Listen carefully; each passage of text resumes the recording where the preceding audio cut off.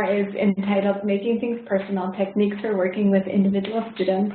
And this webinar is the third in the series on classroom management. And this webinar is focused on how do we ensure that students who have most difficulty in our class following directions or academically, how can we create personal programs to focus on their behaviors. My name is Laura Shanti-Morena, and I'm an assistant professor at Brooklyn College.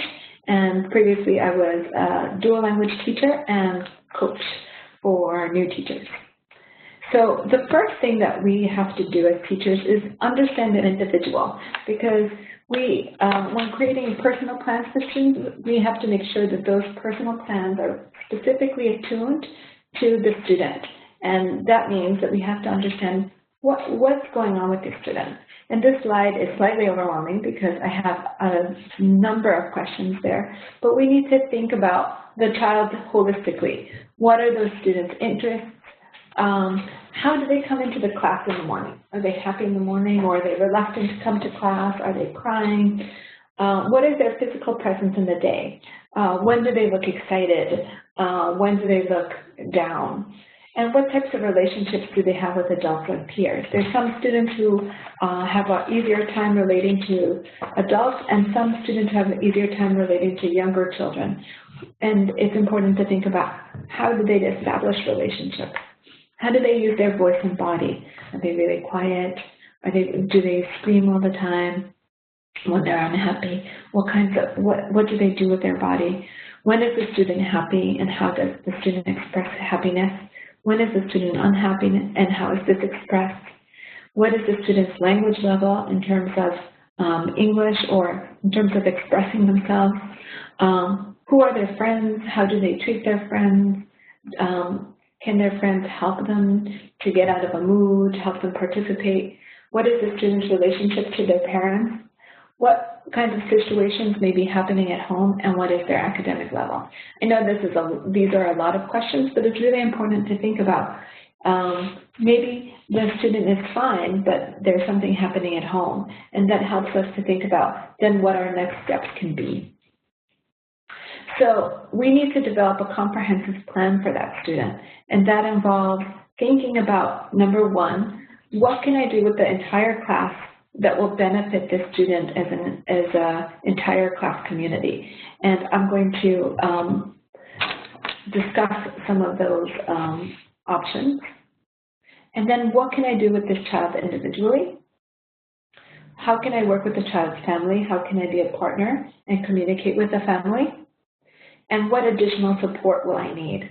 I often felt as a teacher that I couldn't do everything alone, and it's impossible to do everything alone. So it's important to think about which administrators, which people on the school support team, such as social workers or guidance counselors or therapists, can help with the student and help you. Before discussing some of the activities, I wanted to discuss growth and change, because sometimes teachers get frustrated after a week and say, oh, this is not really helping. But students' growth and change takes a long time, and sometimes is very unpredictable. You may be working on a specific skill for months, and then all of a sudden it pops up when you think that a student didn't have it. But a lot of the behaviors that children are exhibiting are the result of years and years of whether it's parents yelling at them or saying things that they shouldn't be saying. So it takes a long time for students' behavior to change as well. Sometimes we may see very little progress when we work with a child, but it's still important to keep up the program that we have developed. And changes may be very small, but every change should be celebrated. So in terms of looking at a child, a change over 5 or 6 years while they're in the span of elementary school, for example, is a good way of looking. Has that child changed since kindergarten to 5th grade a particular behavior, like being aggressive with others? So now I'm going to discuss some whole group actions, and some individual actions. These whole group actions are meant to establish a forum for students to talk about behaviors And they can be thought of as whole group activities, but they're also set the platform for talking about individuals within that class. So the first one I wanted to discuss is Ms. Nelson is Missing. Ms. Nelson is Missing is an old book, but it's wonderful. It's still in press. It's about a wonderful, kind teacher who's a little too nice, and her students kind of run her over with their behaviors. They're throwing planes, spitballs, yelling, screaming, and one day, instead of Miss Nelson coming to school, Miss Viola Swamp comes to school. Miss Viola Swamp is really a witch, and she makes them do a lot of work, and she's mean to them, and they're very sad that they don't have their nice teacher anymore. So they decide to band together and be much nicer, and then she comes back. So kids love this because they love seeing the silliness of kids misbehaving in class, and it allows them to start thinking not from their own perspective, but from kind of a outsider perspective.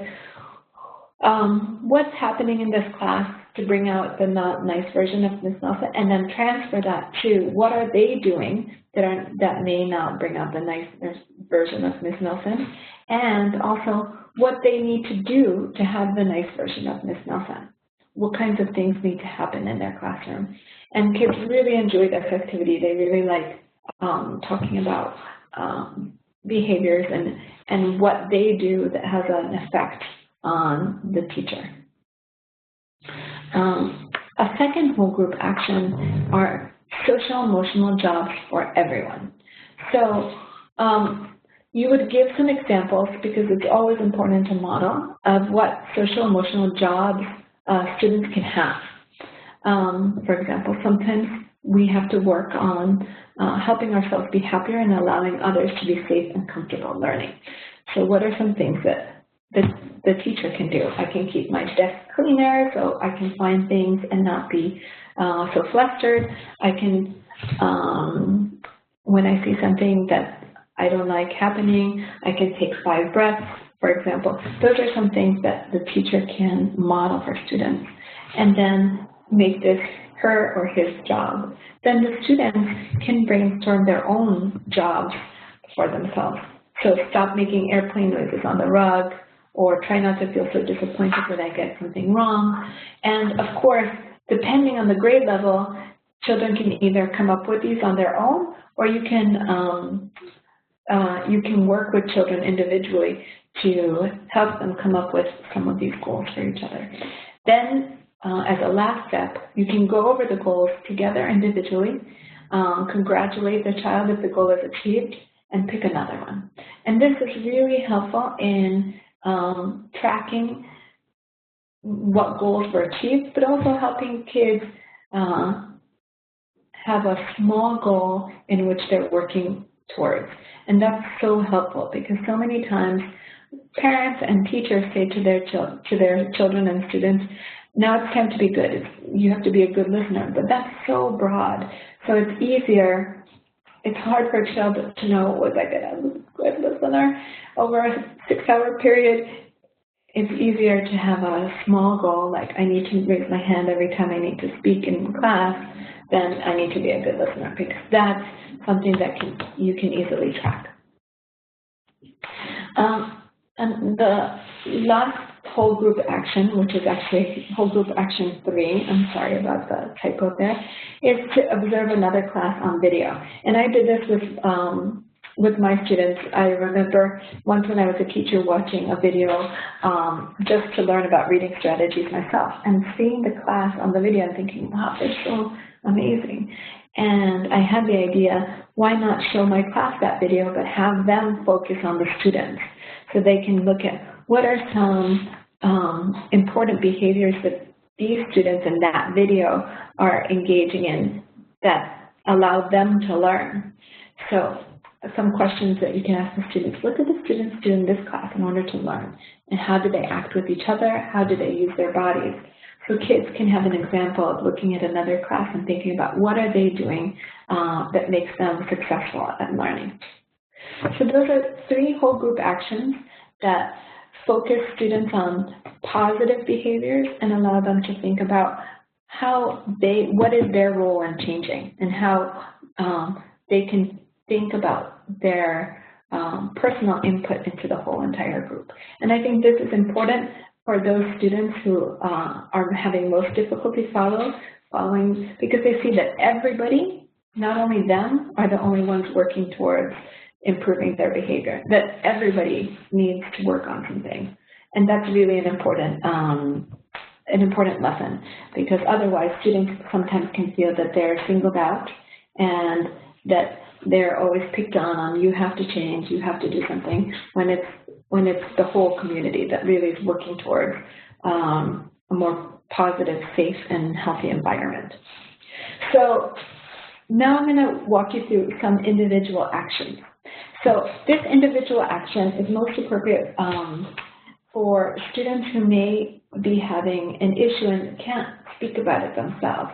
One example from my own teaching career is I once had a student who was really lovely. She was a good friend to people. She was not aggressive, but she suddenly changed and she started becoming mean, not wanting to do her work, kind of yelling at her friends. And I found out from her mom that her mom and her dad were becoming separated and eventually were divorcing.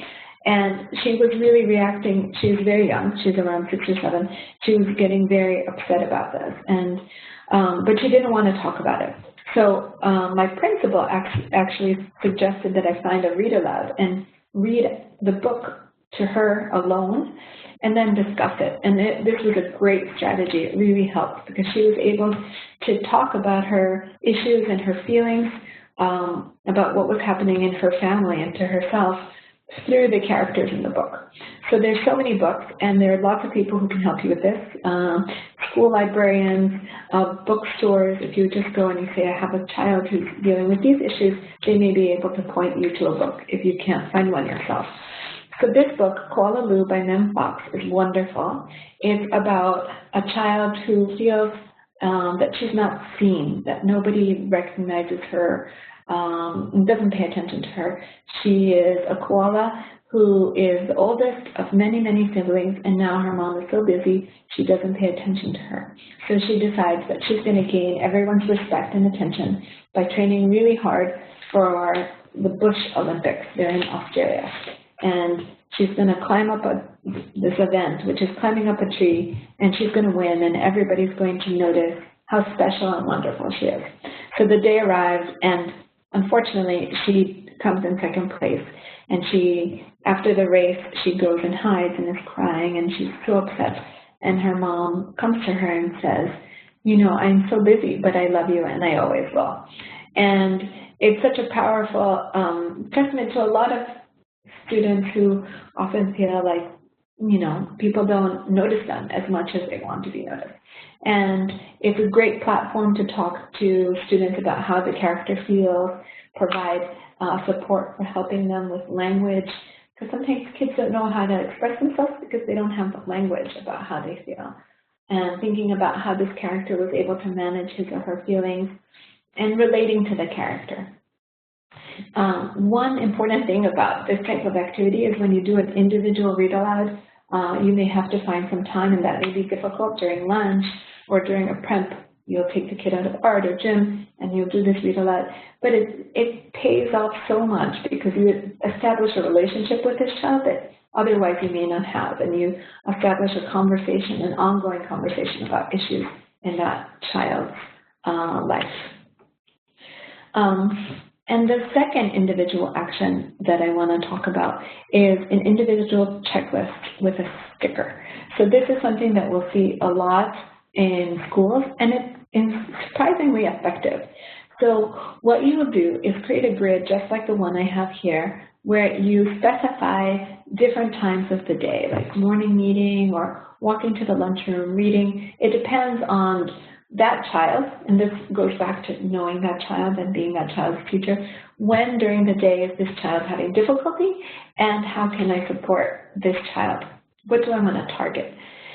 So you write the name of the child and then specify a very observable goal.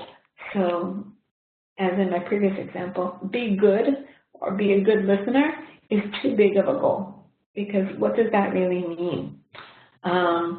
Something really small, like raising my hand in a whole group, or not calling out during the work time, not hiding under the table during work time, or getting ready quickly, like within 30 seconds to do my work. Something that's measurable, because otherwise then it's really unclear to the student what you want them to do, and it's really unclear for you to kind of test it out. Well, they were a little good listener, but then they started fooling around. So it's something really measurable. And at first, you may want to help encourage your student by telling them, for example, today, let's say your goal is not to go underneath the table, right? During work period. So if your goal is not to go underneath the table, and let's say that's really difficult for them, you can say on the first day, I want you to not go under the table at least one time during the day. And because that helps them to get a foothold in this process. Then maybe a couple of days later, you can say, okay, you've been doing so good at doing that. Let's try 2 times during the day. And kind of baby steps, little by little, ensuring that they're able to do better at that goal. If they're not able to do better at that goal, then we can say, today you went under the table a lot. How can I help you? What kinds of things can I do? Or what kinds of things can you do to help you not do that? And then revising and thinking what supports that students will need. And this needs to be communicated to parents. Before I would launch this, I would have a meeting with the parents and with the child so that all bases are covered and everybody knows what's going on. That's going to ensure that it's most successful. The other thing is that this has to be sent home to parents, and it should be attached with a sticker and rewards. Some people are against rewards, but with many students, rewards feel really good because they don't perceive the kind of social reward sometimes, and it's more tangible for them to get, you know, a sticker or a pencil or an eraser. It feels really good. It feels they understand that acknowledgement, and it's a way of weaning them, providing some acknowledgement, and eventually weaning them off that and realizing, you know, I do it because it feels good. It makes me feel that I'm contributing to my classroom. So my last slide is working with families. It's really important that families understand what goals you have and what behaviors are happening at school. Because sometimes the behaviors that are happening at school are very different than the ones that are happening at home. It's important to also provide references such as social services to families because they might not know what's available in the community. And something that I've also found successful is regular calls home to check in so that the parent knows that you're a partner and that you're interested in helping this child and working with them. So in conclusion, working with students can be really rewarding, but I think teachers need to make sure that they have a realistic goal of who those students are and how we can help them. Thank you.